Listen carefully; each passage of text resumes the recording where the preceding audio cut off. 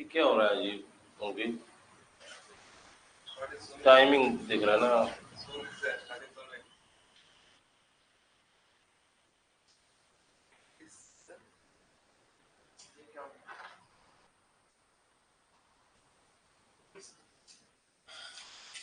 यह वेंडेड लिख रहा है।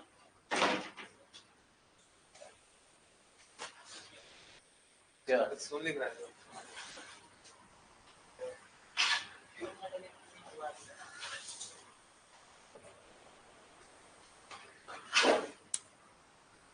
चालू हो गया क्लास? आ क्यों नहीं रहा है?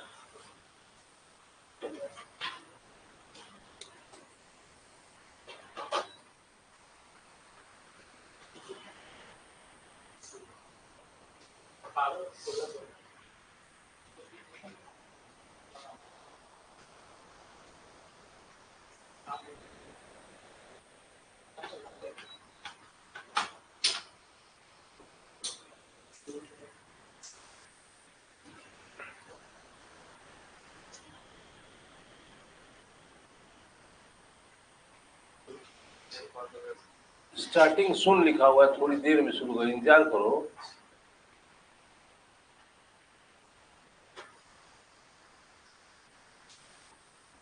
बिहार एसएससी में इंग्लिश नहीं है तो जरा भी ध्यान नहीं देते हो।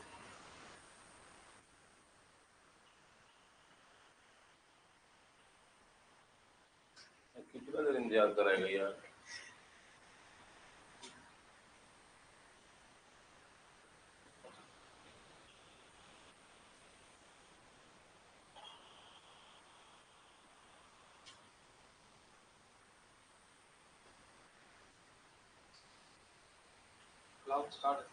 क्लास स्टार्ट है तो आ नहीं रहा है। टाइमिंग चल रहा है। कितना टाइम क्या दिखा? 1 मिनट स्टार्ट हो चुका है क्लास। तो आ क्यों नहीं रहा है? राहुल को जगाना मत। पता नहीं, राहुल नीचे ही है। हो गया सर। चलो, कल कौन सा चैप्टर पढ़ाए थे आप लोग? डेली आया कीजिए तब मॉडर्न इंडिया में समझ में आएगा। नहीं कल आप नहीं आए थे।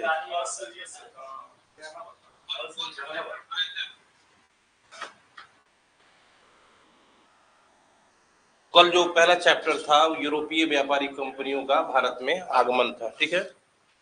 उसी से रिलेटेड है, जिससे बहुत सारा सवाल आता है। बंगाल और बंगाल से ताल्लुकात मेनली अंग्रेजों का है। ऐसा नहीं कि डच फ्रेंच नहीं आए थे, लेकिन बंगाल में जो अंग्रेजों का गतिविधि स्टार्ट हुआ तो उससे प्रीलिम्स के लिए बहुत सारे सवाल बनते हैं, ठीक है ना। तो आज का जो हेडिंग रहेगा वो बंगाल और अंग्रेज रहेगा, ठीक ना। Bengal and Britishers.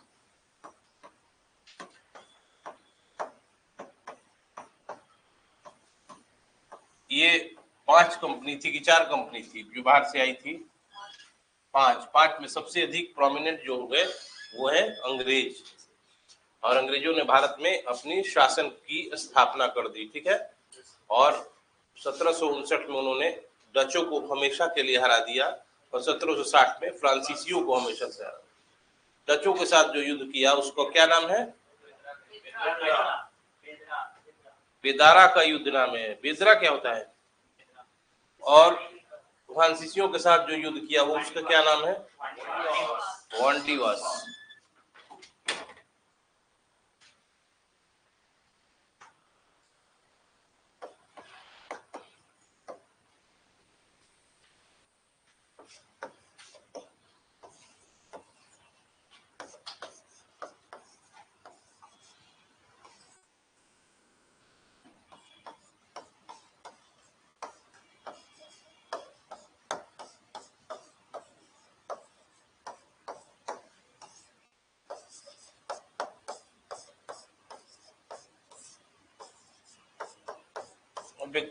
लेक्चर देंगे, नहीं आ रहा है जी। लेक्चर देंगे जिसमें आप ध्यान से सुनिएगा, एकाग्र होगी। नहीं कि हम कई बार मार्क किए हैं, बताते हैं, हम पूछे ध्यान कहीं और है। आप गांधी मैदान, ठीक है, उसे नहीं आता है। दिमाग एकाग्र करने की कोशिश कीजिए। अगर अभी यहाँ प्रैक्टिस कीजिए क्लास में, तो रूम में जो बैठ के पढ़ते हैं उसमें आपको आदत हो जाएगा एकाग्र होने की। जो बाहर सुनते हैं आपकी 10 घंटा 12 घंटा पढ़ना जरूरी, कोई जरूरी नहीं है। कोई आदमी अगर एकाग्र होकर 5 घंटा भी पढ़ेगा तो उतना ही फायदा करता है। किताब लेके बैठने से पढ़ाई हो जाता है। किताब लेके पढ़ रहे हैं चैप्टर और दिमाग है व्हाट्सएप पर। तो देखिए ध्यान से सुनिएगा, बंगाल का क्या इतिहास रहा है और बंगाल क्यों इंपॉर्टेंट है। बंगाल जो है पूरे एशियाई ट्रेड का, पूरे एशियाई व्यापार का 60% निर्यात करता था बंगाल। इतना ज्यादा धनी था बंगाल। पूरा एशिया में, एशिया के देशों से जो व्यापार होता था, निर्यात होता था, उसका 60% सिर्फ बंगाल से निर्यात होता था। और अंग्रेजों का जो सोने का देश भारत का कॉन्सेप्ट है वो बंगाल पर लागू होता था, ठीक है ना, ऐसा नहीं कि बाकी राज्यों में। और बंगाल किसी भी राष्ट्रीय स्तर के मामलों में हमेशा से नेतृत्वकारी की भूमिका में रहा है। और आज भी देखेंगे आप तो किसी भी सेक्टर में बंगाल के लोगों का बहुत अधिक ऊपर स्थान है, ठीक है, चाहे वो म्यूजिक हो, सिनेमा हो, ठीक है, हर क्षेत्र में देखेंगे आप। तो बंगाल एक बहुत महत्वपूर्ण प्रांत शुरू से रहा है। सबसे पहले बंगाल की स्वतंत्रता का जन्मदाता कौन था? जैसे भारत में मुगलों के पतन के बाद कई रीजनल स्टेट्स का एस्टेब्लिशमेंट हुआ, कई क्षेत्रीय राज्यों की स्थापना हुई, जिसमें एक बंगाल जो था बहुत महत्वपूर्ण राज्य था। और भी राज्य थे, अवध था, मैसूर था, हैदराबाद था, लेकिन बंगाल का संस्थापक कौन है? हाँ, मुर्शीद कुली खान को 1702 ईस्वी में औरंगजेब ने बंगाल का गवर्नर बनाया, सूबेदार बनाया। लेकिन धीरे धीरे जब औरंगजेब की मृत्यु हो गई और उत्तरवर्ती जो मुगल शासक थे, लेटर मुगल किंग्स थे, बहुत कमजोर थे, और इसका फायदा उठाकर मुर्शीद कुली खान ने अपने आप को स्वतंत्र, अपने आप को इंडिपेंडेंट कर लिया। लेकिन इसका मतलब ये नहीं कि वह खुलेआम मुगलों का विरोध करता था, ठीक है। वो कभी नहीं कहा है अपने मुंह से कि मैं अपना स्वतंत्र अस्तित्व रखता हूं या मैं अपने आप को स्वतंत्र करता हूं। तो मुर्शीद कुली खान ने एक संबंध बनाए रखा मुगल शासकों के साथ, और कभी खुलेआम उसने अपने आप को स्वतंत्र घोषित नहीं किया। लेकिन मुर्शीद कुली खान के बाद के शासकों के काल में बिल्कुल मुगल शासक से यह जो राज्य है बंगाल है वो बिल्कुल स्वतंत्र हो गया। तो 4 शासकों का नाम याद रखिएगा। पहला मुर्शीद कुली खान है, दूसरा सुजाउद्दीन है, तीसरा सरफराज खान है और चौथा अलीवर्दी खान। मुर्शीद कुली का शासनकाल जो माना जाएगा 1702 से लेके 21 तक माना जाएगा, ठीक है। और फिर सुजाउद्दीन का शासनकाल 1721 से 27 और सरफराज खान का शासनकाल 1727 से 39-40 भी कर सकते हैं, ठीक है। इसी सरफराज खान को घेरिया के युद्ध में, जो कि 1741 में हुआ था, अरे अंकित पढ़ो ना यार, बाद में अटेंडेंस बनते रहेगा जिंदगी भर। 1741 में घेरिया का युद्ध हुआ। अलीवर्दी खान ने सरफराज खान को पराजित करके उसकी हत्या कर दी और बंगाल का नवाब बन गया, ठीक है। घेरिया का युद्ध किसके किसके बीच हुआ था? सरफराज खान और अलीवर्दी खान। और 1741 से लेके 56 तक अलीवर्दी खान बंगाल का नवाब था। और 1756 में जो है अगला नवाब बना वह है सिराजुद्दौला, ठीक है। लेकिन मुर्शीद कुली खान के समय में कुछ इंपॉर्टेंट काम है कि पहला काम क्या है कि मुर्शीद कुली खान ने बंगाल में इजारेदारी व्यवस्था को बढ़ावा दिया। इजारेदारी व्यवस्था से क्या समझते हैं आप?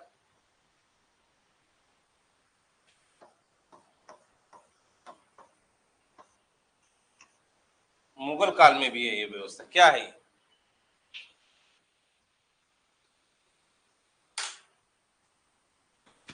क्या है ये होता है जो सबसे अधिक बोली लगाएगा उसी को कुछ चीज का अधिकार दिया जाएगा। पहले बिहार में फरवरी मार्च में शराब की ठेकेदारी होती थी ना, लोग अपना लगाते थे, तो क्या करते होंगे वो, हम इतना राजस्व देंगे। जैसे स्टेशन देख रहे हैं, स्टेशन पे देखते होंगे कि स्टैंड होता है रेलवे का, ठीक है, और उसमें सबको नहीं मिलता है, निश्चित कर दिया गया है कि आपका वहां पे बाइक लगे न लगे इससे मतलब नहीं है रेलवे को, आपको इतना साल में देना है। समझ में आ रही बात ना? तो जो सबसे अधिक बोली लगाता था उसी को राजस्व, भू राजस्व वसूलने का अधिकार मुर्शीद कुली खान ने स्टार्ट किया। यानी इसको कहते हैं इजारेदारी व्यवस्था, यानी ठेकेदारी का व्यवस्था।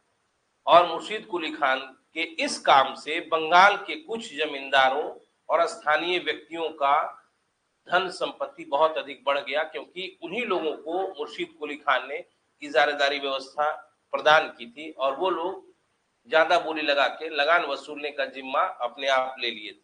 और जरूरी नहीं कि मुर्शीद कुली खान जितना मांगता है उतना ही वसूलते थे, तो ज्यादा वसूलते थे, लेकिन देते कम थे मुर्शीद कुली खान।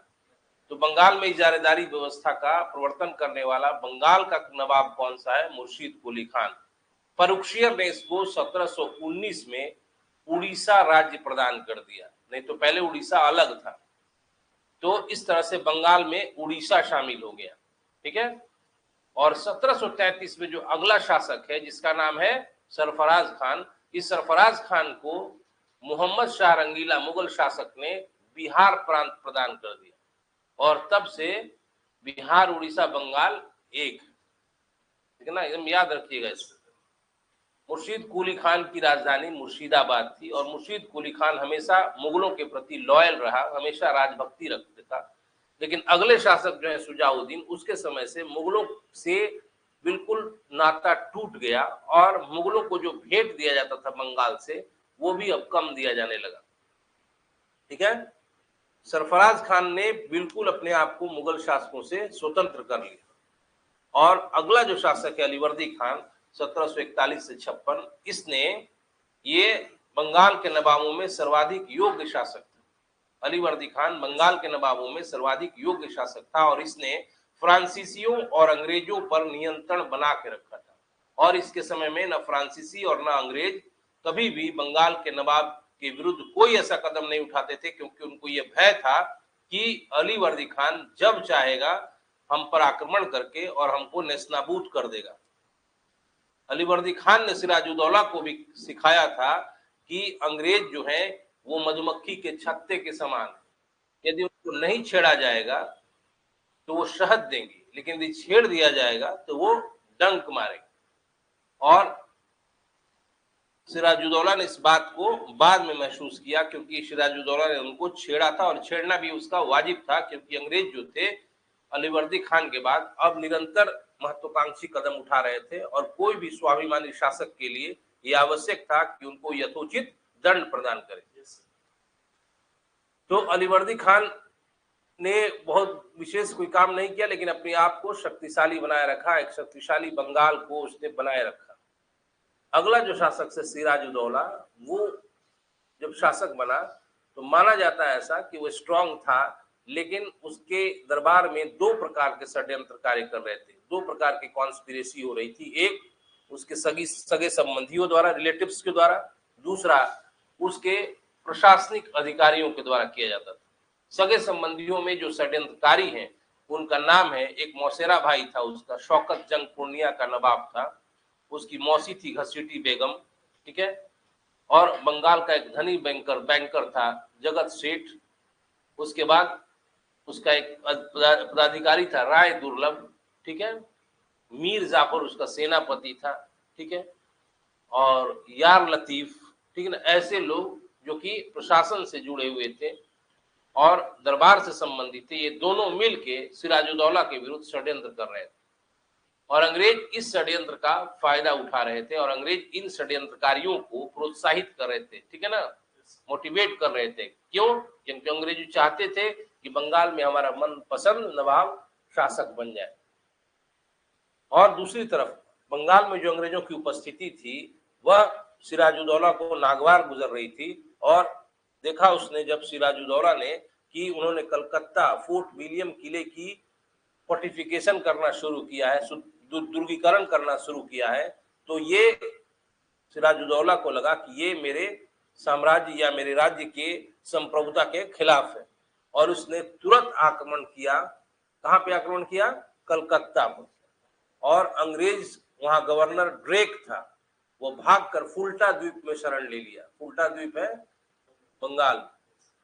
और इस दुर्गीकरण को रोकवा दिया सिराजुद्दौला ने और फिर बाद में माणिक चंद्र को कलकत्ता का प्रशासक बना दिया, अपने ही आदमी माणिक चंद को कलकत्ता का प्रशासक बना दिया और अंग्रेजों की ये चेतावनी दी कि अगर इस तरह की हरकतें करोगे तो मैं जब चाहूं तब तुम्हें यहाँ से हटा सकता हूँ।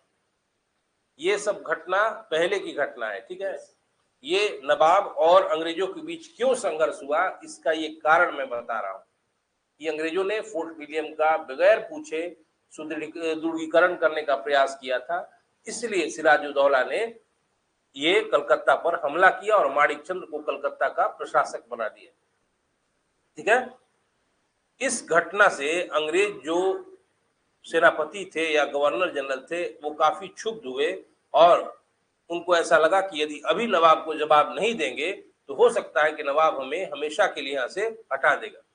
इसलिए कर्नल क्लाइव और एडमिरल वॉटसन ये लोग मद्रास से बंगाल में आए सिराजुद्दौला के साथ युद्ध करने के लिए, लेकिन वो जानते थे कि सिराजुद्दौला आंतरिक रूप से बहुत कमजोर है।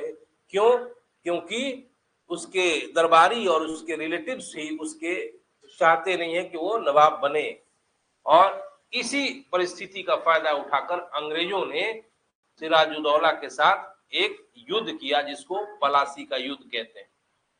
लेकिन पलासी के युद्ध से पहले 1756 में सिराजुद्दौला ने अपने एक मौसेरे भाई शौकत जंग को एक युद्ध में पराजित किया और शौकत जंग फिर कभी भी सिराजुद्दौला का विरोध नहीं कर पाए। इस युद्ध का नाम है मनिहारी का युद्ध 1756। बहुत इंपॉर्टेंट है। मनिहारी का युद्ध किसके किसके बीच हुआ था? सिराजुद्दौला और शौकत जंग के बीच, और उसकी माँ घसीटी बेगम भी इसके बाद सिराजुद्दौला का विरोध नहीं की, लेकिन बाकी जो दरबारी थे वो उसके विरोधी थे। ये जो पलासी का युद्ध हुआ इसमें सारे षड्यंत्रकारियों ने यह दिखा दिया कि हम सिराजुद्दौला के साथ नहीं है। 23 जून 1757 को पलासी का युद्ध हुआ है और इस युद्ध में यार लतीफ, राय दुर्लभ, मीर जाफर, इन लोगों ने बगैर कोई हथियार चलाए युद्ध भूमि से अपने आप को वापस कर दिया और अंत तक लॉयल होकर सिराज के साथ जो लड़े वो कैप्टन मोहन सिंह और मीर मदान, ये दो व्यक्ति जो थे, मीर मदान और कैप्टन मोहन सिंह, अंत तक सिराज के लिए लड़ते हुए वीर गति को प्राप्त हुए। माने उनकी मृत्यु हो गई युद्ध भूमि और सिराजुद्दौला वहां इस युद्ध में हार गया और सिराजुद्दौला की हत्या भी कर दी गई। कौन की हत्या? मीर जाफर का पुत्र मीर मदन, ठीक है ना, ठीक है ना, मीर मदान ने मीर जाफर की हत्या, सॉरी मीर कासिम ने भाई मीर जाफर का पुत्र जो था उसने सिराजुद्दौला की हत्या कर दी। ये आएगा नहीं, मैं पूछ रहा हूं अब। इस युद्ध के बाद बंगाल पर अंग्रेजों का अधिकार अब निश्चित हो गया, लेकिन इस युद्ध को युद्ध नहीं माना जाता है, बल्कि माना जाता है कि ये षड्यंत्रकारियों का एक समूह था जो नवाब को धोखे में रख के अंग्रेजों को जीत दिला दिया, ठीक है। इतिहासकार के.एम. पणिकर ने कहा है कि पलासी कोई युद्ध नहीं था बल्कि एक सौदा था जिसमें नवाब को बंगाल के धनी व्यक्तियों और मीर जाफर ने अंग्रेजों के हाथ बेच दिया। के.एम. पणिकर का स्टेटमेंट। इस युद्ध में के बाद सिराजुद्दौला की हत्या हो गई और सिराजुद्दौला के स्थान पर एक नया व्यक्ति नवाब बना बंगाल का, जिसका नाम है मीर जाफर। इस घटना को बंगाल की प्रथम क्रांति कहा जाता है 1757, ठीक है। और मीर जाफर स्वयं चाहता था कि मैं नवाब बनूं और इसलिए उसने नवाब बनते ही अंग्रेजों को 24 परगना की जमींदारी दे दी। इस एवज में ही वो नवाब बना था। उसके अलावा उसने क्लाइव को 2,34,000 पाउंड की निजी भेंट दी थी और 1757 से 60 तक उसने अंग्रेज अधिकारियों को 3 करोड़ रुपए प्रदान किए थे रिश्वत में, ठीक है। इसके बाद मीर जाफर ने सोचा कि अब मैं नवाब बन जाऊंगा तो अपने मन चाह का काम करूंगा, लेकिन ऐसा संभव नहीं हो पाया और 1757 से 60 के 3 सालों में ही वो परेशान हो गया, क्योंकि अंग्रेज अधिकारी और गवर्नर उनको निरंतर उससे मांग करते थे, ये पैसा वो पैसा, पैसा के अलावा क्षेत्र भी मांग करते थे और मीर जाफर ऊब गया अंग्रेजों की मांग को पूरा करते करते। और एक बार वो डचों के साथ मिलकर अंग्रेजों के विरुद्ध षड्यंत्र करने लगा। डचों को मिलाकर मीर जाफर ने चाहा कि अंग्रेजों को पराजित कर दिया जाए, लेकिन अंग्रेज इतने बेवकूफ नहीं थे और 1759 में डचों को अंग्रेजों ने बुरी तरह बेदारा के युद्ध में पराजित कर दिया और मीर जाफर जान गया कि अंग्रेजों को बंगाल से निकालना नामुमकिन है। ठीक है। 1760 में मीर जाफर ने स्वयं अपनी इच्छा से नवाब का पद छोड़ दिया। ऐसा कहा जाता है कि हटा दिया गया, हटाया नहीं गया, अपने आप उसका मन उब चुका था, क्योंकि वो निरंतर उसके प्रशासन में भी अंग्रेज हस्तक्षेप करते थे। जैसे राम नारायण बिहार का था, वो अधिकारी था, उसको दंडित करना चाहता था मीर जाफर, लेकिन वो नहीं कर पाया क्योंकि अंग्रेज ऐसा नहीं चाहते थे। इसी समय ब्रिटिश मुगल शासक शाह आलम ने भी बिहार पर हमला किया 1759-60 में। ठीक है। लेकिन अंग्रेजों ने उसको हरा दिया। किस पर हमला किया था शाह आलम ने? इसी मीर जाफर पर, कि वो ऐसा क्यों अंग्रेजों का पिट्ठू बन के शासन कर रहा है। लेकिन अंग्रेजों ने मीर जाफर की ओर से शाह आलम को हरा दिया और शाह आलम वापस लौट गया। लास्ट में 1760 में मीर जाफर ने बंगाल की नवाबी खुद छोड़ दी और एक नया व्यक्ति बंगाल का नवाब बना जिसका नाम है मीर कासिम। ये दामाद था उसका, और इसने भी जैसे ही शासक बना नवाब बना बंगाल का, उसने वर्धमान, मिदनापुर और चिटगांव 3 जगह की जमींदारी अंग्रेजों को सौंप दी। मतलब नवाबी बनने के उपलक्ष्य में अंग्रेजों को वर्धमान, चिटगांव और मिदनापुर की जमींदारी अंग्रेजों को दी। लेकिन मीर कासिम मीर जाफर से कहीं अधिक योग्य था, क्योंकि मीर जाफर को कर्नल क्लाइव का गीदड़ कहा जाता था, क्योंकि वो प्रशासनिक और राजनीतिक दृष्टि से अयोग्य था। मीर कासिम जैसे शासक बना, वो काफी योग्य था और उसने अंग्रेजों के चंगुल से अपने आप को मुक्त करने के लिए राजधानी को मुंगेर ट्रांसफर कर दिया। और मुंगेर में उसने सिर्फ राजधानी ही ट्रांसफर नहीं किया, बल्कि वह बंदूक बनाने का कारखाना और सैनिक प्रशिक्षण शिविर भी बनाया।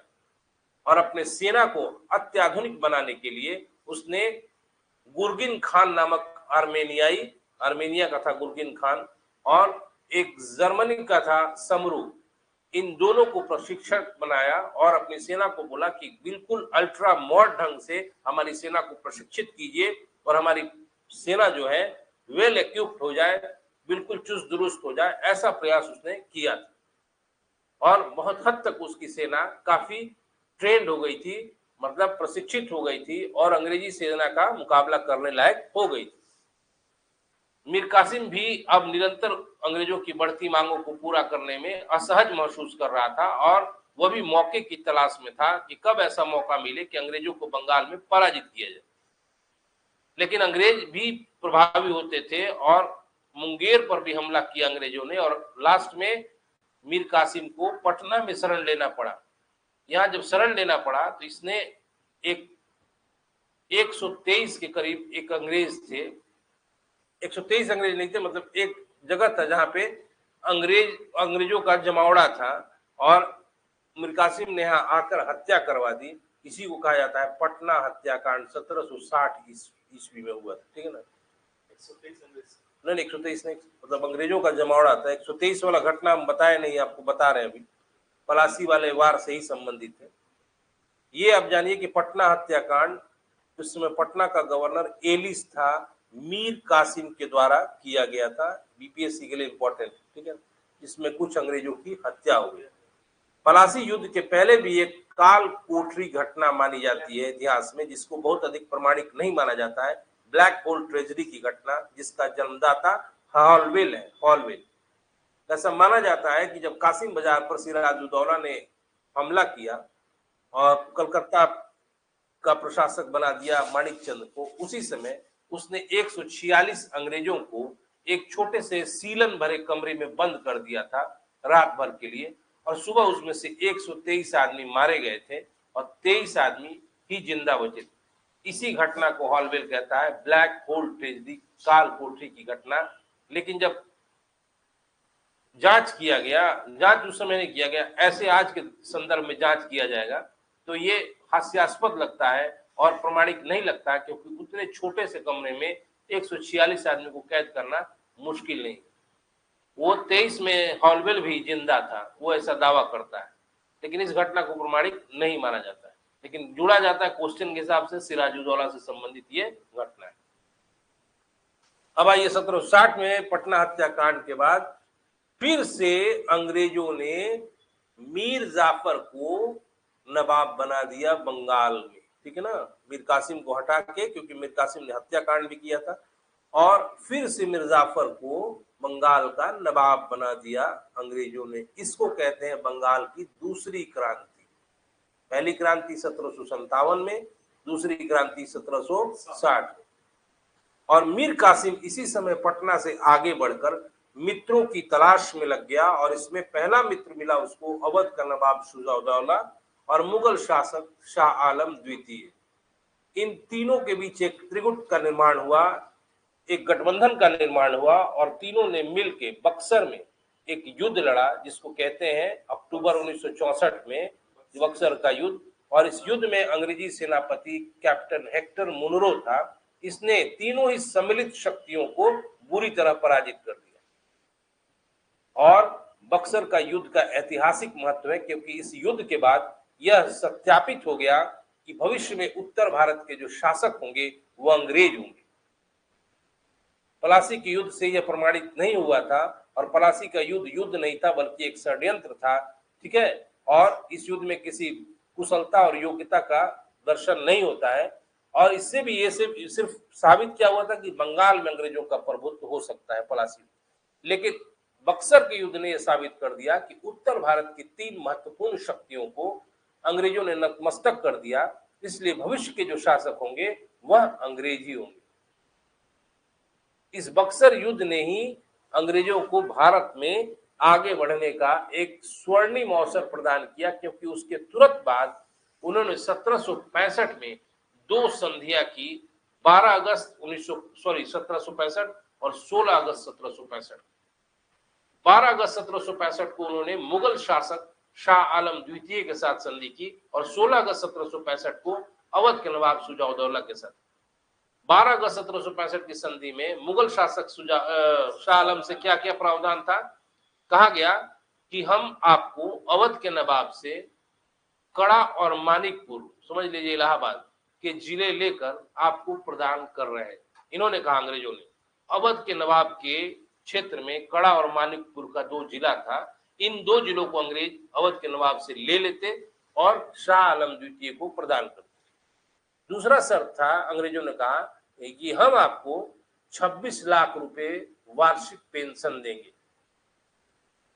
तीसरा शर्त था कि इस 26 लाख रुपए वार्षिक पेंशन के बदले आप हमें बंगाल, बिहार और उड़ीसा की दीवानी प्रदान करें, ठीक है। चौथा शर्त था कि आप कभी भी किसी दूसरी विदेशी शक्तियों को तवज्जो नहीं देंगे। इन शर्तों के आधार पर 12 अगस्त 1765 को इलाहाबाद की प्रथम संधि हुई। दूसरी संधि अंग्रेजों ने नवाब जो थे अवध के शुजाउद्दौला, उनके साथ 16 अगस्त 1765 को की। इसमें भी कुछ प्रावधान थे। क्या प्रावधान था?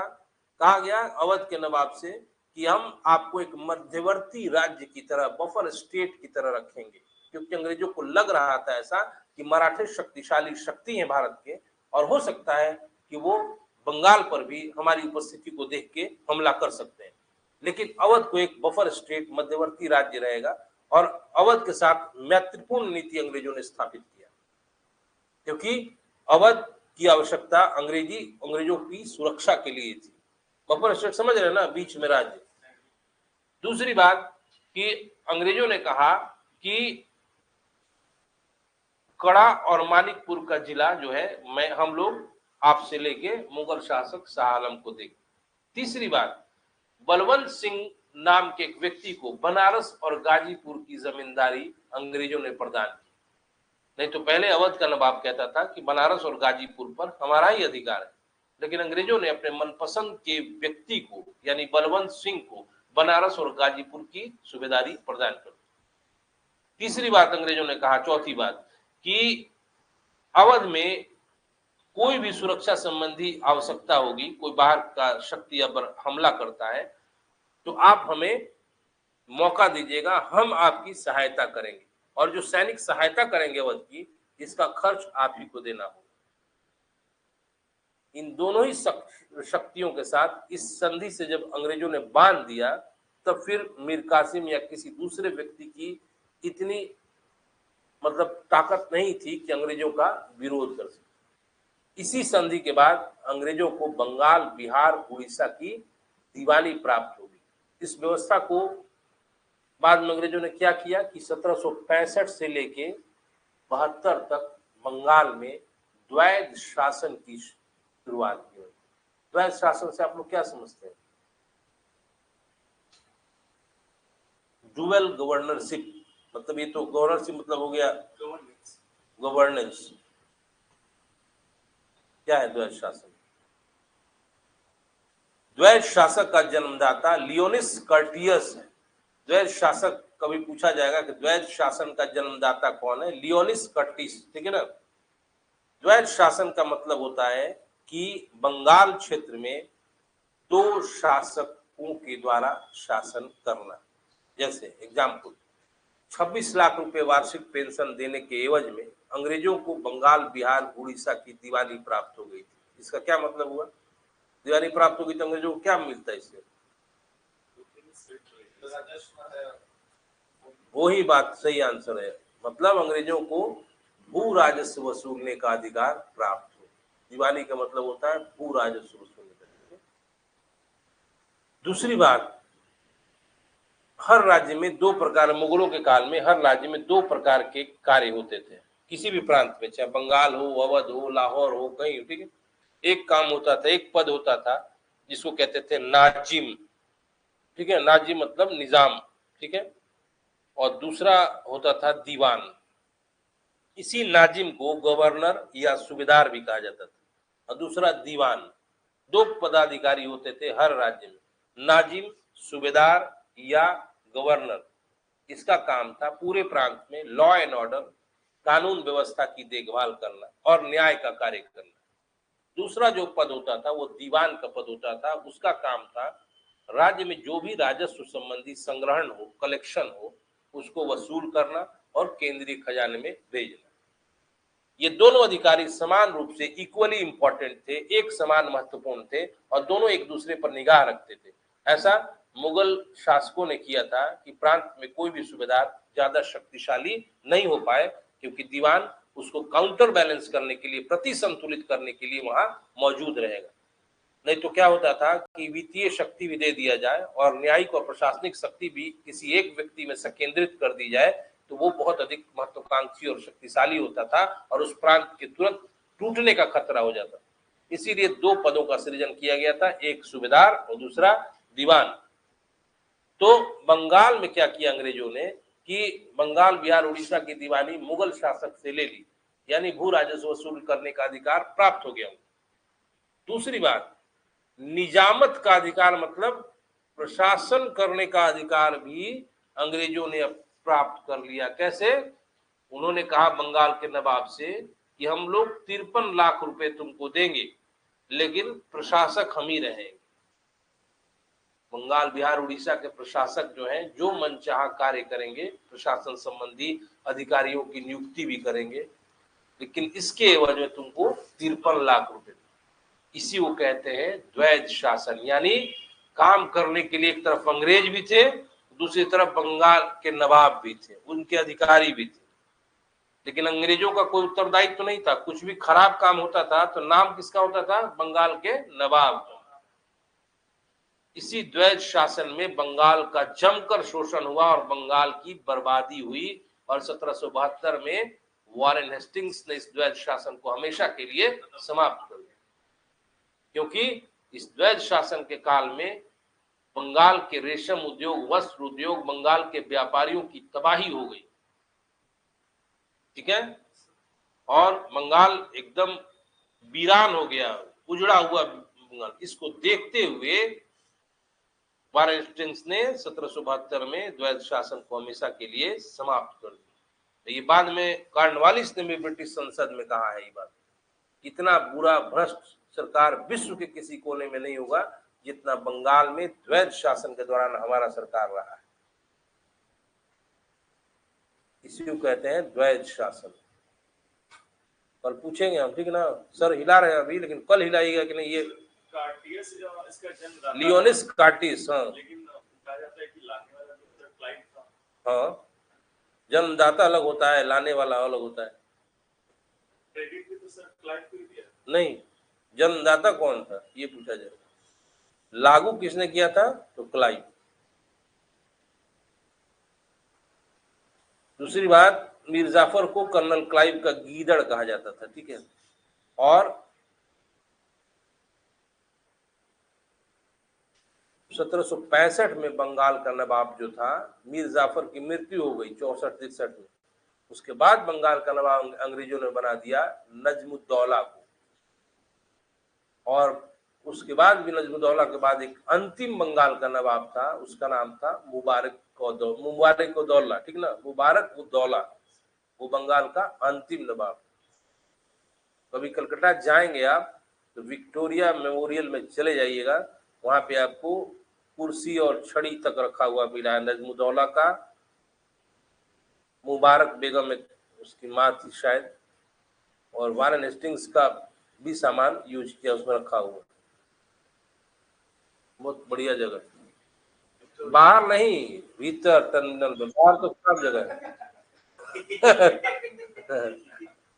विक्टोरिया मेमोरियल है सर। Yes sir. मतलब जाकर देख सकते हैं, वहां पे हाथी दांत का रखा हुआ है सामान, छड़ी भी, कुर्सी भी हाथी दांत की।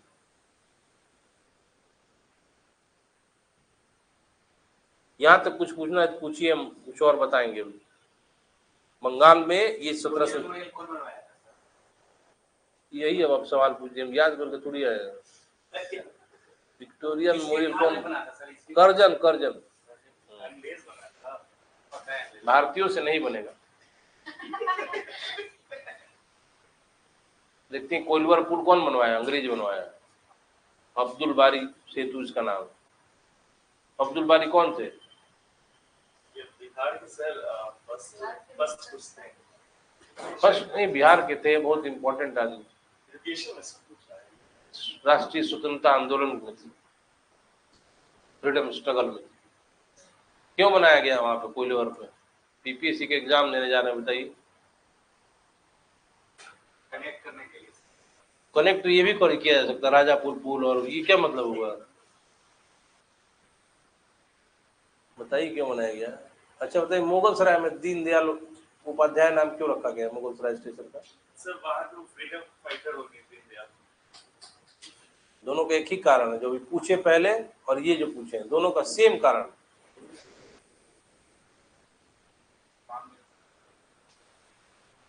मृत्यु क्या, इज्जतदार मृत्यु नहीं हुई थी, मृत्यु हुई थी, मर्डर हुई थी। अब्दुल बारी की भी हत्या हुई थी यहाँ पे कोइलवर पुल के पास, इसीलिए वहाँ नाम है। और मुगल सराय यार्ड में उनकी हत्या हुई थी, पंडित दीनदयाल उपाध्याय की, इसलिए वो नाम। अब हम थे वहां पे, कौन किया था अभी कौन जानता है कौन किया था।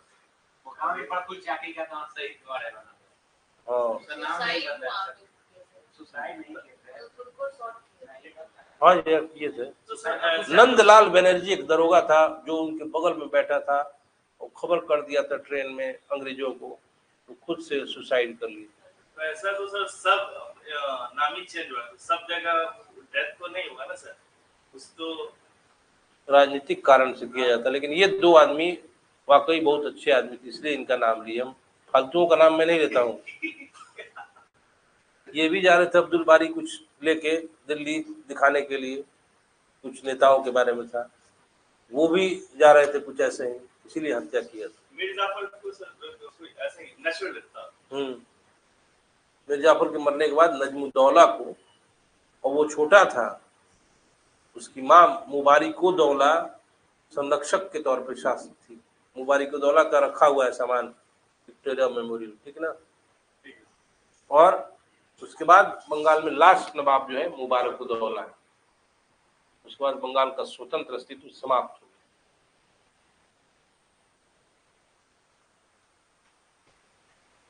इसमें कुछ पूछना है बंगाल में तो पूछिए। परगना एरिया को कहते हैं, ठीक है, और वो 24 परगना मतलब एक डिस्ट्रिक्ट है वो बंगाल। जिला है Yes, वो 24 मतलब उसका नहीं है, जिला का नाम। परगना का मतलब क्षेत्र होता है सर। 24 नाम दिया गया है। नहीं, नाम है 24 परगना। परगना मुगल शासन काल में जिला से नीचे की इकाई थी, Yes, sir. लेकिन उससे मतलब नहीं है, उसका नाम है। बे ऑफ बंगाल के सर जस्ट लाइक द्वीप है सर। द्वीप के पास पालिका का कथन क्या था? बंगाल पलासी एक सौदा था जिसमें बंगाल के धनी लोगों ने और मीर जाफर ने नवाब को अंग्रेजों को हाथ बेच दिया।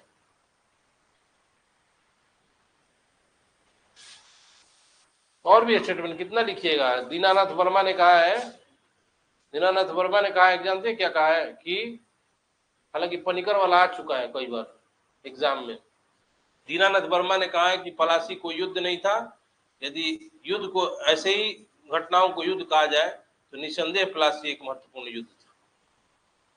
यदुनाथ सरकार ने भी कहा है कि बंगाल में पलासी युद्ध से मध्यकालीन अंधकार युग का समापन हुआ और नवीन और आधुनिक जीवन का शुरुआत हुआ, क्योंकि यदुनाथ सरकार हमेशा सांप्रदायिक बात बोलते हैं। पलासी युद्ध से उनको लगा कि मुगलों का धर्मनिष्ठ शासन समाप्त, ये भी बोले हैं।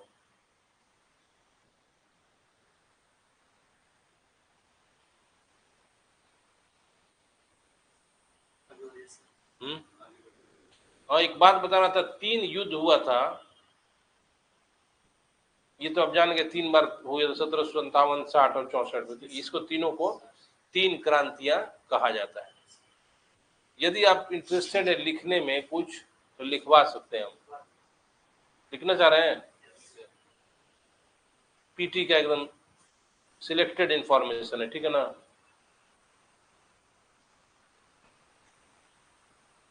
लिख लीजिए, आप लिखना है। बाद में ये नहीं कहेगा सर क्या बोले थे समझे में नहीं आए। नहीं, अगर इंटरेस्टेड नहीं तो हम जबरदस्ती नहीं लिखवाने वाले हैं।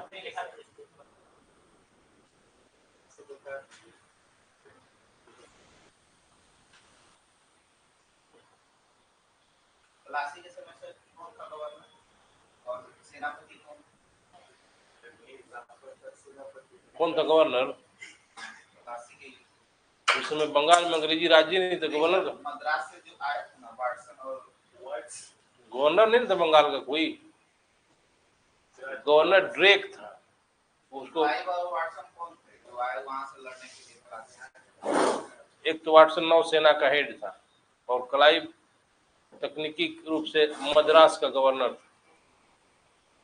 हम ही आपसे पूछ देंगे क्लाइव सबसे पहले भारत में कब आए थे, क्या जवाब दीजिएगा?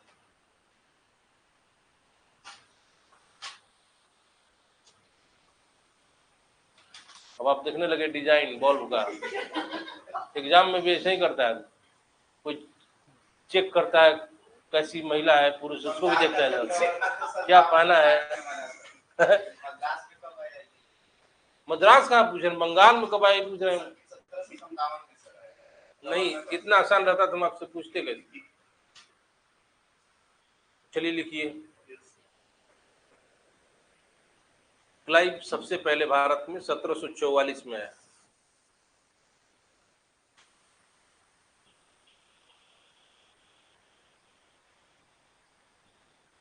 हम भी देखे हैं डिजाइन, आप ही लोग को नहीं कह रहे हैं। क्वेश्चन जब नहीं आता था डिजाइन पंखा कैसा है, किस कंपनी का है। कुछ कुछ क्वेश्चन सर से ऊपर जाता है, समझ में, उसी में आदमी देखने लगता है। जो चेक कर रहा है वो क्या पहना है, जूता किस कंपनी का है। सही होता है। चलिए लिखिए, क्लाइव सबसे पहले भारत में 1744 में आया था। 744 लिख लिए। इतना फास्ट कब से हो गए भाई आप? अभी बोले आधा है, बोले तब लिख लिए हम लोग। और दूसरा लिखिए दोबारा 1757 में आया और तीसरी बार 1765 में आया।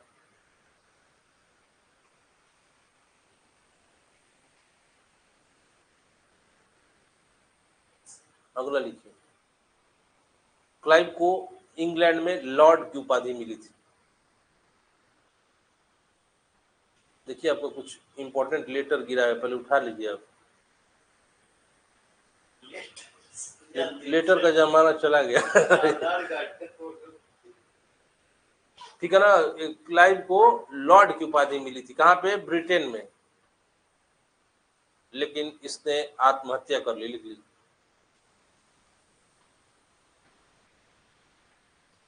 पूछा जाएगा ना किसने आत्महत्या कर ली? क्लाइव ने आत्महत्या कर ली, ठीक ना।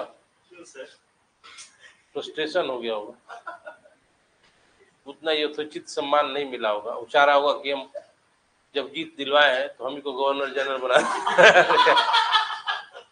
रीजन बहुत सारा हो सकता है, पर्सनल डिटेल क्यों नहीं गवर्नर जनरल हमको बनाया जा रहा है। अगला पॉइंट लिखिए, मनिहारी का युद्ध 1756। मनिहारी का युद्ध 1756 सिराजुद्दौला और, क्या सिराज भी लिख सकते हैं, सिराजुद्दौला और शौकत जंग के बीच हुआ था। और शौकत जंग के बीच हुआ था।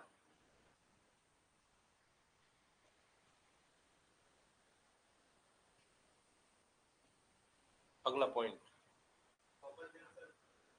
आदमी था, अच्छा बताएंगे आपको, पूर्णिया का था, बिहार का था। इसको क्या सजा मिला आने के बाद?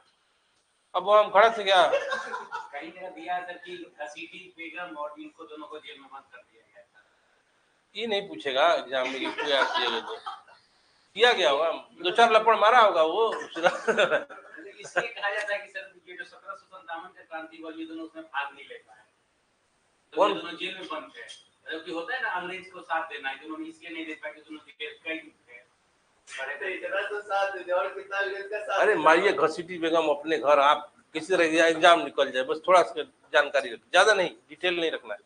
अगला लिखिए तो कि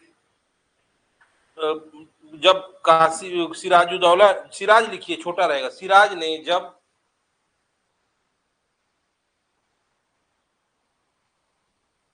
कलकत्ता पर हमला किया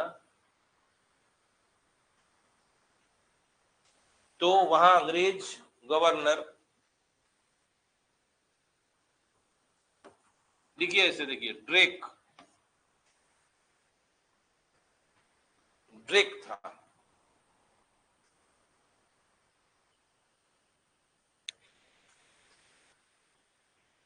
ड्रेक, ये नहीं लिखवा रहे हैं कि ये भाग कर फुल्टा द्वीप में शरण लिया था, ठीक ना, ये नहीं लिखवा रहे हैं, वैसे नहीं पूछा जाएगा कि अंग्रेजों ने कहा शरण ली, ये नहीं पूछेगा, फुल्टा द्वीप है हुगली के पास। ये अगला लिखिए, ब्लैक होल ट्रेजेडी, काल कोठरी की घटना, हिंदी में भी लिख सकते हैं, काल कोठरी की घटना या ब्लैक होल ट्रेजेडी का जन्मदाता हॉलवेल था।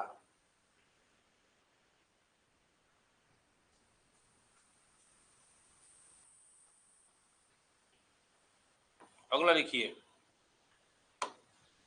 द्वैध शासन का जन्मदाता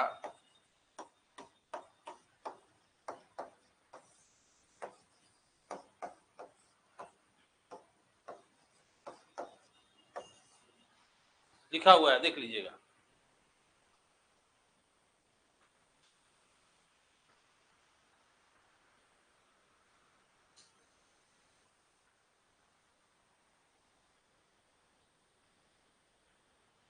अगला पॉइंट, जानते हैं हम सिलसिलेवार नहीं लिखवा रहे हैं, इंपॉर्टेंट लिखवा रहे हैं क्वेश्चन, ठीक है ना, एकदम सीधे रट जाएगा। सिलसिलेवार लिखवाना चाहिए था ना, पहले मुर्शिद कुली खान आया, अलीवर्दी, उसे भी लिखवा देंगे, लेकिन ये हम ज्यादा इंपॉर्टेंट सिलेक्टेड क्वेश्चंस लिखवा रहे हैं, ठीक है ना, जो कि आया भी है और आ भी सकता है। क्या विचार आपको, बताइए। नहीं बताइए, कुछ विरोध कीजिए, नेता की तरह हाथ में हाथ जोड़ के नहीं, जी सर जी मालिक नहीं, बोलिए क्या ये ठीक लग रहा है? सिलसिलेवार लिखवा दे, बोलिए। ये है ना कि इस पे एकदम सीधे याद कर लीजिएगा, ठीक है ना। नहीं तो मुर्शिद कुली खान पर भाषण देने लगी, ठीक है, तो क्या फायदा होगा। हाँ ये देखिए इसमें कि क्या बोल रहे थे लिनोरस कर्टिस के बाद। जन्मदाता था सर ये। हाँ, अब पूछ दिया जाए कि लागू किसने किया था बंगाल में। क्लाइव। खत्म किया तो फास्टिंग। Very nice. तो अगला क्वेश्चन लिख लीजिए कि सिराज को कलकत्ता हमले के बाद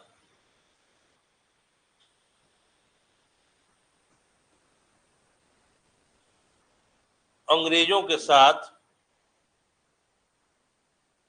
अली नगर की संधि करनी पड़ी। डेट लिख दीजिए 9 फरवरी 1757।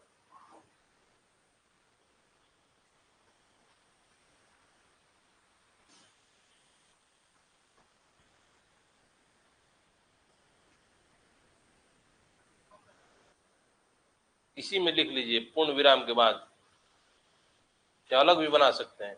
कलकत्ता को अली नगर नाम सिराज ने रखा।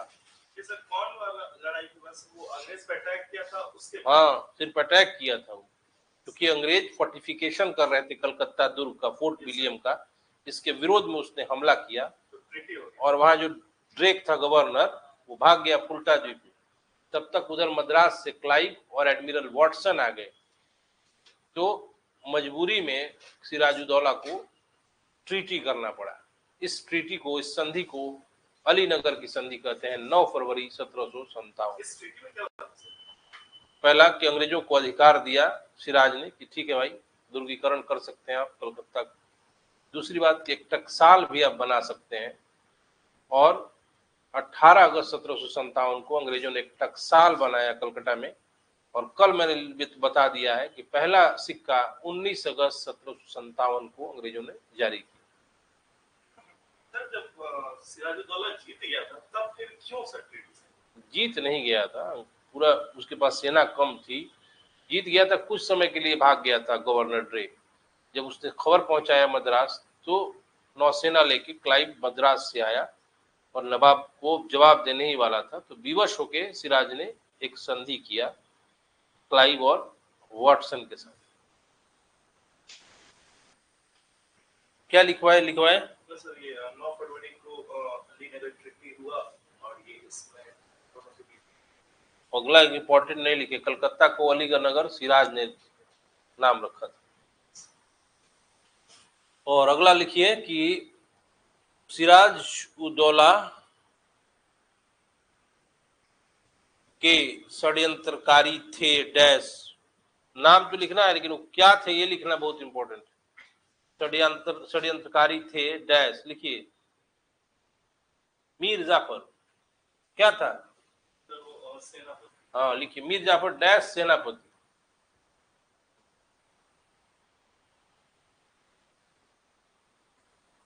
अब लिखिए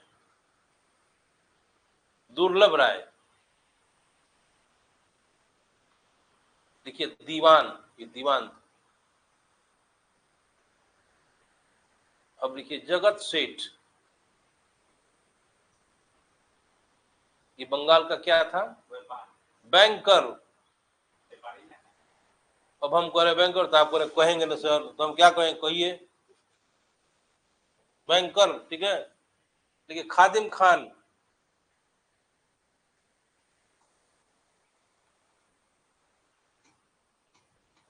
डैश कुलीन लिखिएगा। कुलीन मतलब होता है एरिस्टोक्रेसी क्लास का जो व्यक्ति होता है उसको कुलीन कहते हैं।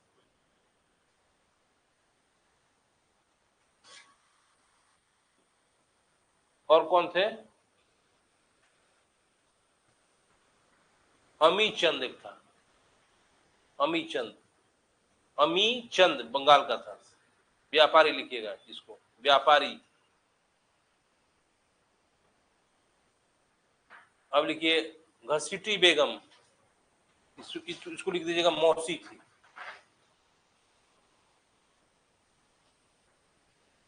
अब लिखिए शौकत जंग, पूर्णिया का नवाब। हाँ, पूर्णिया का नवाब भी था वो।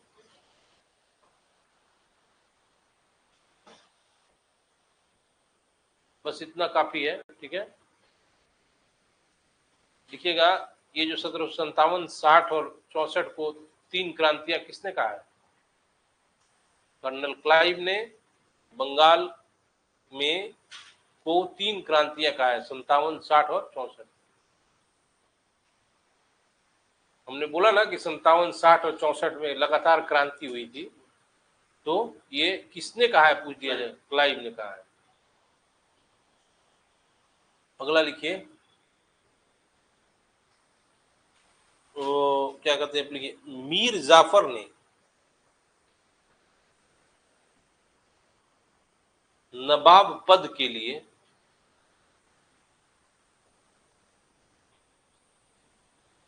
अंग्रेजों को 24 परगना की जमींदारी प्रदान की।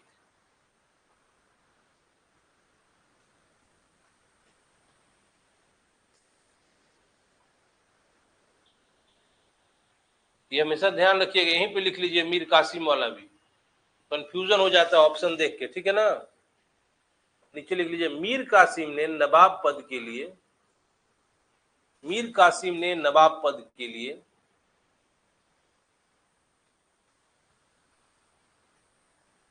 अंग्रेजों को वर्धमान, मिदनापुर और चटगांव, वर्धमान, मिदनापुर और चटगांव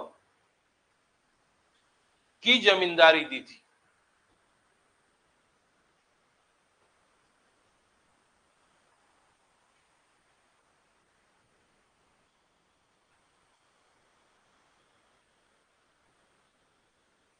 लिख लिए? यस। अगला लिखिए, बंगाल के नवाब मुर्शीद कुली खान ने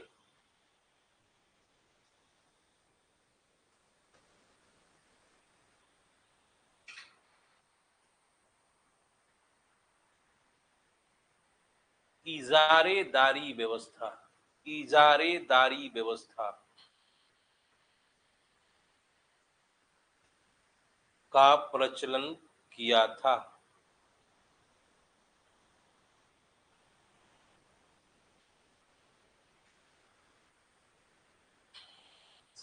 अगला पॉइंट, उसी ने मुर्शिदाबाद को राजधानी बनाया था, उसी ने मुर्शिदाबाद को राजधानी बनाया था। अगला लिखिएगा, घेरिया का युद्ध, घेरिया का युद्ध, war of Gheria was fought between Alivardi Khan and Sarfaraz. Gheria का युद्ध अलीवर्दी खान और सरफराज के बीच 1741 ईस्वी में हुआ था। 1741 ईस्वी में हुआ था, 1741, 1741 ईस्वी में हुआ था। उसमें से सरफराज का पूछिए, अलीवर्दी खान को सेनापति वगैरह, अलीवर्दी खान तो सर बहुत पावरफुल, वो शासक बनने के लिए उसको युद्ध किया था। सर ये शायद बेटा था। कौन? जासूस? नहीं,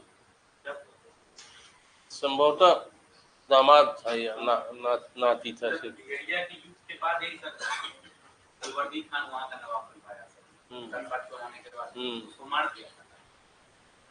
मारिए दिया होगा, अब हम थे थोड़े यहाँ। ये तो नहीं कहा होगा कि तुम जिंदा रहो, हम तुम्हारे सामने नवाब बन रहे हैं। तो देख सब छोड़ देता है। नहीं, दौलत से जो मारा था नाम नहीं आता। मीरन बहादुर नाम है, मीरन नाम है, बहादुर नहीं, मीरन नाम है।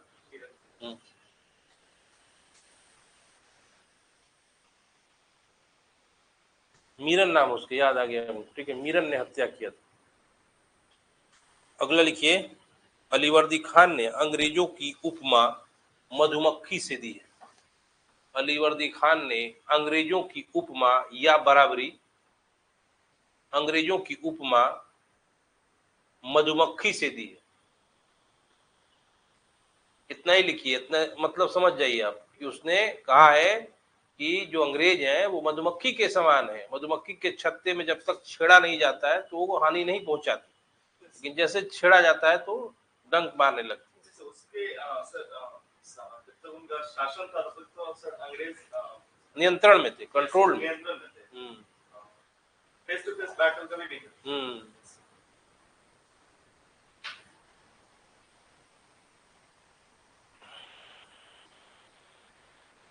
अगला लिखिए, एक इम्पोर्टेंट बात था कि इसमें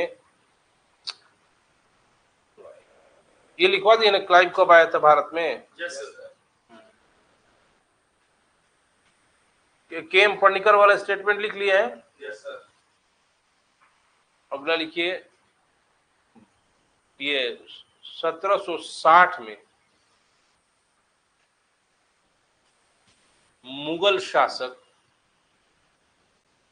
शाह आलम द्वितीय द्वारा बिहार पर हमला किया गया।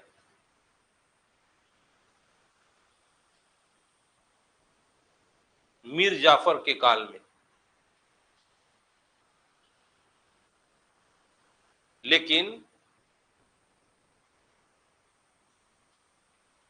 अंग्रेजों ने उसको हरा दिया।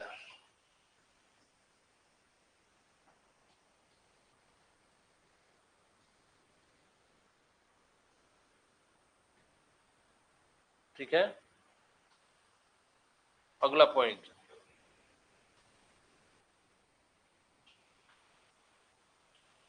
₹1765 ईस्वी 12 अगस्त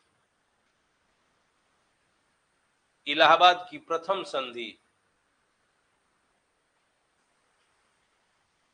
first treaty of Allahabad with Mughal emperor Shah Alam द्वितीय, प्रथम इलाहाबाद की संधि मुगल शासक शाह आलम द्वितीय के साथ।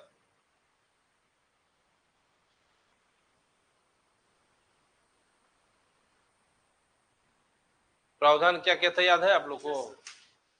एक तो 26 लाख और दूसरा अवध अवध और वो राज आपको दिया जाएगा सालन द्वितीय। उड़ीसा बंगाल के दीवान। क्या बोले? बिहार उड़ीसा बंगाल के दीवान। हाँ, और 25 लाख वार्षिक पेंशन। किसको? मुगल को। किनको? अंग्रेज देगा मुगल को, सालन द्वितीय। हाँ, ये प्रावधान लिखवाने की जरूरत नहीं है। दूसरा लिख लीजिए, इलाहाबाद की दूसरी संधि 16 अगस्त 1765, सेकेंड ट्रीटी ऑफ इलाहाबाद 16 अगस्त 1765।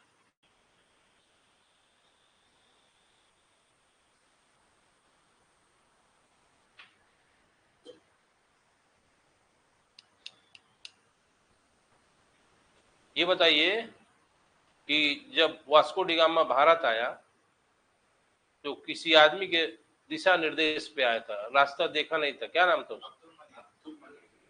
अब फिर वो चला गया तो फिर एक पुर्तगाली आया, उसका क्या नाम था? अल्माइडा। अरे यार, वो गवर्नर है। हाँ, पेड्रो अल्बरेज केब्रॉल, वो आया था 1500 में। अब फिर वास्को डी गामा आया 1502 में। ठीक है,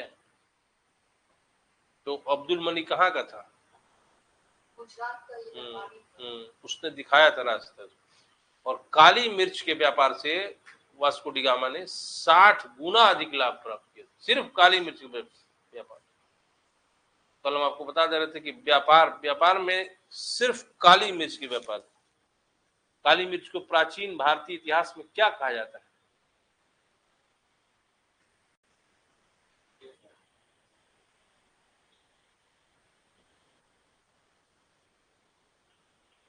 बताइए।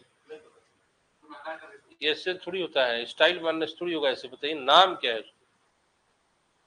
काला सोना। ज्योग्राफी कल पढ़े थे क्या? इसीलिए बता रहे अपने मन से। कोयला को क्या कहा जाता है और ग्रेफाइट को क्या कहा जाता है? नहीं, हिस्ट्री का वो अलग है, ज्योग्राफी से मत जोड़िए। काली मिर्च को प्राचीन नाम क्या है? काली मिर्च समझ रहे हैं ना? हाँ। और पूछते आइए कुछ। चिकन नहीं, चना में भी डाल खाएगा तो बड़ा मजा आएगा। जरूर चिकन में डाल, चना में भी डाल के खाइएगा तो मजा आएगा। भुट्टा खाइए, उसमें नमक वो नींबू डाल दीजिए तो और मजा आएगा। हम आपको थोड़ी कह रहे हैं, हम जाकर रोज रोज गोल की पीसते थोड़े हैं हम। महंगा, बहुत महंगा है वो। क्या कहा, गोल मिर्च को क्या कहा जाता है? आप तो और बना दिए महाराज, प्राचीन नाम।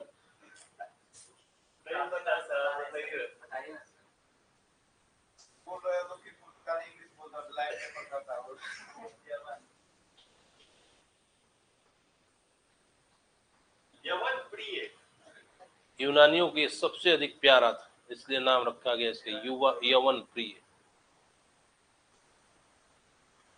और बिना उसको डाले कोई भी सब्जी मसाला में अच्छा नहीं होगा। बिना गोल, ऐसे भी डालिए, गोल मिर्च नहीं डालेगा तो हाँ, नींबू को चाय में भी डाला जाता है।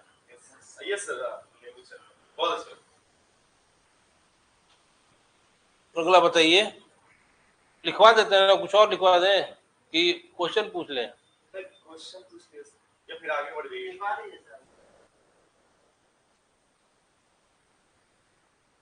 आप बोले सर आगे और बताना है तो आगे बढ़ जाइए। बताना नहीं, बताना पहले समझाना है तब लिखवाना है। बता तो देंगे हम 2 मिनट में, लेकिन समझाना जरूरी है ना, इसे लिखवा देते। ये बताइए, बंगाल जो है का, बंगाल में उस समय कौन कौन सा एरिया था? पूरा बांग्लादेश बंगाले में था। ऐसा आज के बंगाल की तरह नहीं था।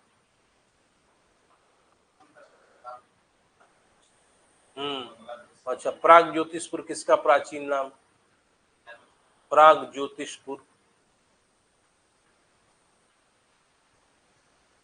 हम लिखवाते हैं और बंगाल में, लेकिन आप लोगों के पास इतना गुटका चुटका रखे होंगे कि हम लिखवाने का मन नहीं कर रहे हैं। लोशन टोशन में सब दिया होगा, कुछ जो हम लिखवाए वो नहीं दिया होगा। जैसे लूसेंट कभी नहीं दे सकता कि क्लाइव सबसे पहली बार कब आएगा, भारत आया 3 बार आया है, 1744, 1757, 1765। क्लाइव ने वहां जाके लॉर्ड की उपाधि मिलने के बाद भी आत्महत्या कर लिया वो, ठीक है। दूसरी बात कि बंगाल के गवर्नरों का क्रम क्या है, बता सकते हैं आप? बताइए, चुने में 4 ही बता दीजिए आप। अरे यार, वो गवर्नर नहीं कह रहे हो, वो तो बहुत आसान था, हम भी बता देंगे। सर ये पहले क्लाइव था सर 57 से 60। सर के बाद फिर सर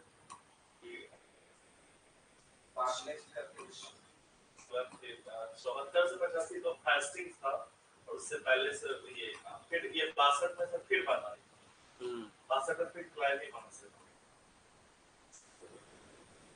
60 से 65 से वही उन में सर वो था 65 से सर वही था सर, हास्टिंग से।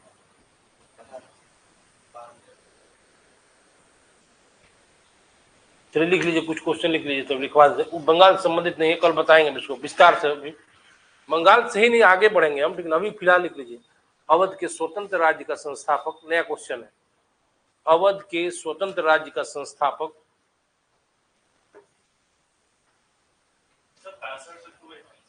वेरेस्ट, कर्टियर, वेंसिट्राट, क्लाइव, ठीक ना, ऐसे है गवर्नर जनरल का मतलब, ठीक ना। वेरेस्ट, कर्टियर, वेंसिट्राट, क्लाइव, ठीक है ना। बता नहीं रहे हम, एक ही दिन गवर्नर जनरल बताएंगे, ठीक है ना। आप याद कर लीजिएगा उसको, एक ही दिन बता देंगे। हाँ, रुक रुक के बताएंगे ताकि आप याद कर सकिए, नहीं तो एक ही दिन बताएंगे, समझ लीजिए। इसलिए आज नहीं किए हम कि क्या करना है इसको आज। या कैसे आएगा जी यार, यहीं पे आधा ही आ रहा है। हाँ से यहाँ से यहाँ लिख रहे थे, जहाँ लिख रहे थे स्क्रीन पे की तरफ कीजिए, कहीं कीजिए। हाँ, ये भी फालतू है यार। पूरा कर दिया उस स्लाइड को क्लियर। हम लोग बोर्ड में हम लोग उधर रहिए,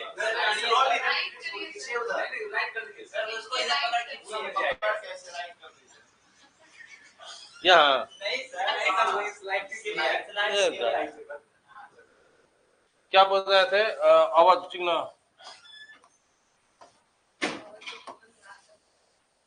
हाँ, अवध के स्वतंत्र राज्य के संस्थापक लिखिए।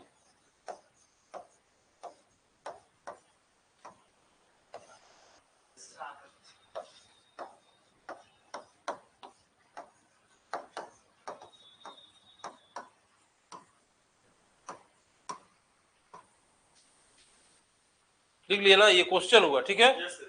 दूसरा पॉइंट लिखिए, बहुत इंपॉर्टेंट है। सादत खान बुरहान मुल्क इसका नाम है। दूसरा पॉइंट लिखिएगा,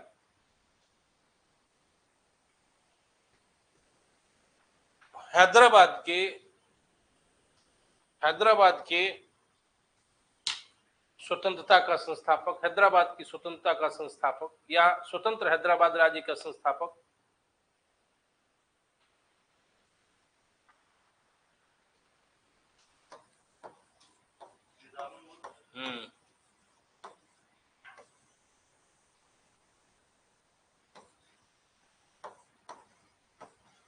इसका बहुत सारा नाम है, ठीक है ना।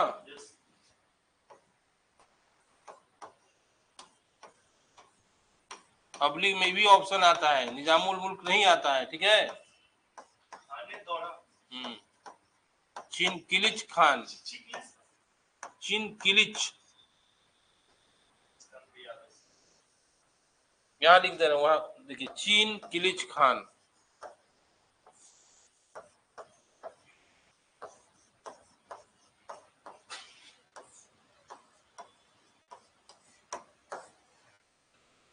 निजामुल मुल्क का ही नाम है चिनकिलिच खान, खाने दौरान। और एक और नाम है, हाँ पता है, ये भी एक टाइटल है जो लिख रहे हैं, आसफ जा भी नाम है, ठीक है, सब उसी का है।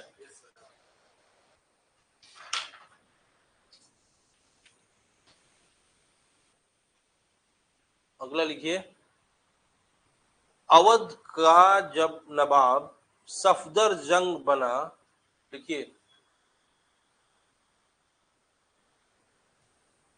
अवध का नवाब जब सफदर जंग बना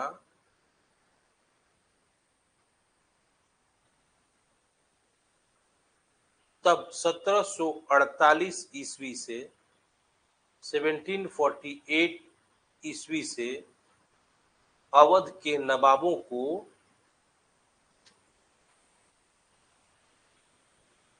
नवाब वजीर कहा जाने लगा, नवाब वजीर कहा जाने लगा।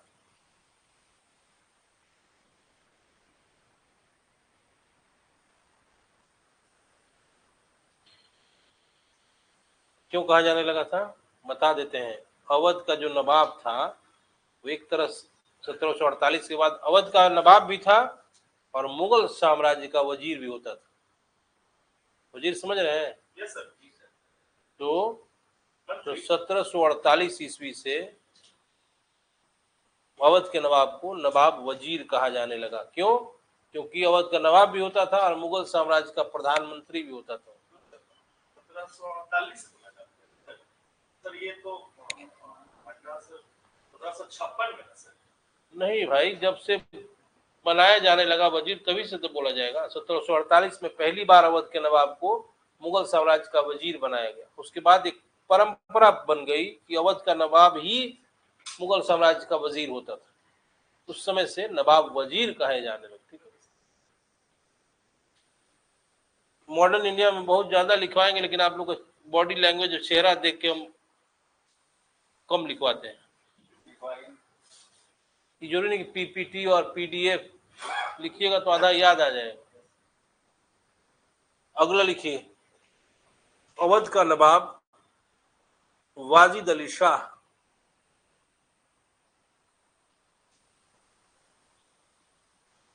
कथक नृत्य में पारंगत था, कथक नृत्य में पारंगत था, क्वेश्चन है, ठीक ना। कथक नृत्य में पारंगत था।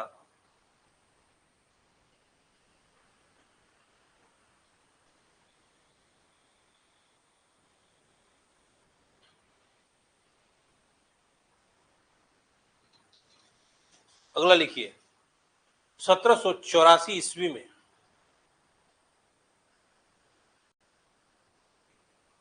एशियाटिक सोसाइटी ऑफ बंगाल की स्थापना हुई। विलियम जोन्स द्वारा एशियाटिक सोसाइटी ऑफ बंगाल की स्थापना हुई।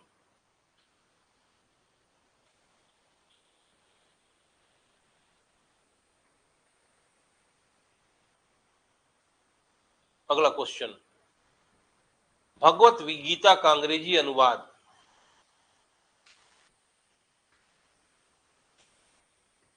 चार्ल्स विलिकिंस ने किया था।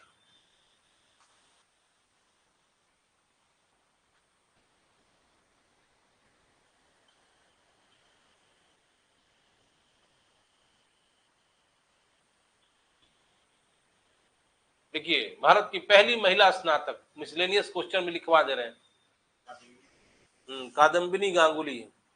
भारत की पहली महिला स्नातक कादम्बिनी गांगुली।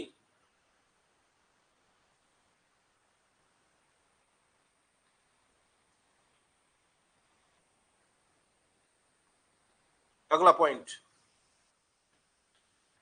दीक्षांत समारोह जो उपाधि लेने के समय होता है, दीक्षांत समारोह के दौरान गवर्नर पर गोली चलाने वाली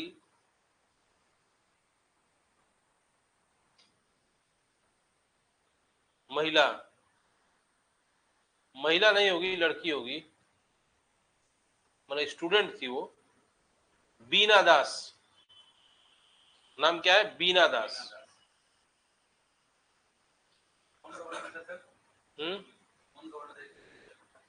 कभी नहीं आएगा, इसलिए हम पढ़ते भी नहीं।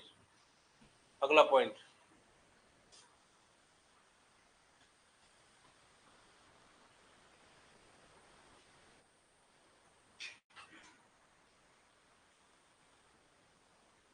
अब भुलवा भी दिए हम, क्या इंपॉर्टेंट चीज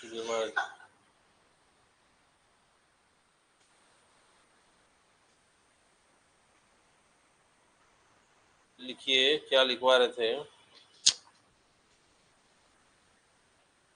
कोलकाता मदरसा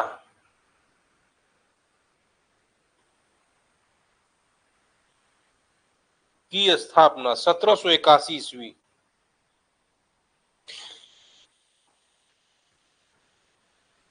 वारेन हेस्टिंग्स के द्वारा, वारेन हेस्टिंग्स के द्वारा।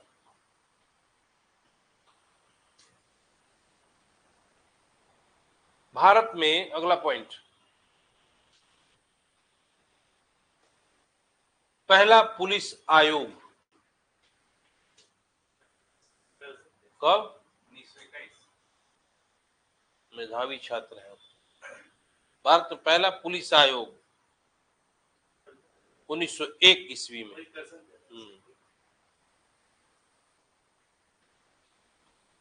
करजन के काल में। लिखिए पहले, उसका अध्यक्ष कौन है? उस पुलिस आयोग का अध्यक्ष पहले एंड्रयू फ्रेजर। सटा सटा के याद किए हैं, वहीं पर रेले भी हैं, इसीलिए आपको रेले याद। यही ना जो लेफ्टिनेंट गवर्नर था सर। अगला लिखिए,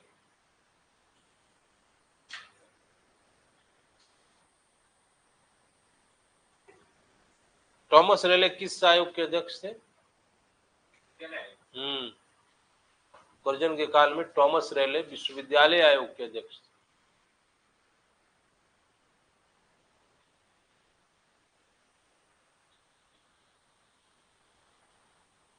चलिए, मॉनक्रिफ किस आयोग के अध्यक्ष थे?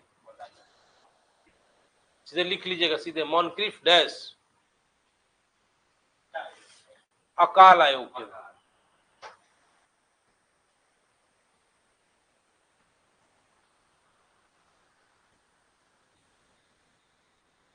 चलिए लिखिए जल्दी जल्दी, स्ट्रेची आयोग और लेयाल आयोग, स्ट्रेची आयोग और लेयाल आयोग दोनों लिख लीजिए, अकाल पर था।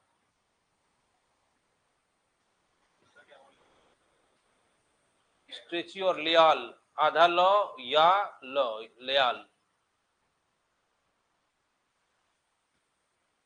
बस रहने दीजिए, ज्यादा पढ़ने से दिमाग भी खराब होता है, ठीक ना। और नेक्स्ट क्लास बहुत ज्यादा लिखवाना है मॉडर्न इंडिया में, ठीक ना। नहीं लिखवा रहे हैं कि आप लोग सो के आते नहीं है।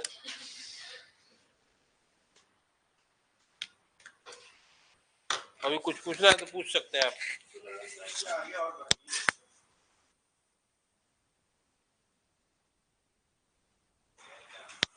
वो है 10 से 4 पढ़ने वाला चाहिए, बीच में ब्रेक।